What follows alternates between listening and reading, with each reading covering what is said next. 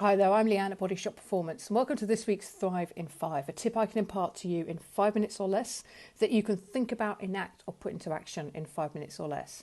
And I want to talk this week about sleep, but a slightly underappreciated aspect, I think, of good quality sleep. We've talked a lot in the past about having a sleep staircase, which essentially is a sleep preparation schedule. It's a series of steps that take you from sympathetic to parasympathetic dominance to get you into that sleep state.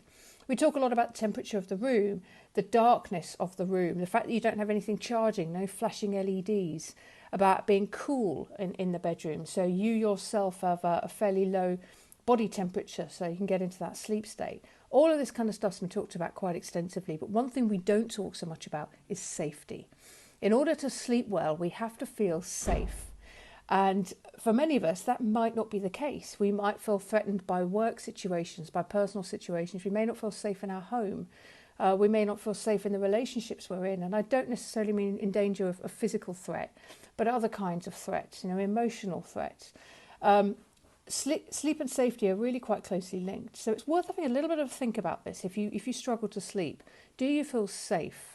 In your physical environment, with your current situation, in your relationships, when you're going to bed, are you allowing your mind to relax?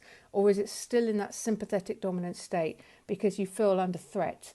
Whether it's too much email or a difficult situation at work, it all comes down to the same thing. As human beings, we like to feel safe, and it's an integral part of our well-being. So the takeaway is simple. Just if you're struggling to sleep, have a think about how you can make yourself feel safer in all the different contexts and associations of that word. That's it from me. I'll talk to you next week. Thanks for watching.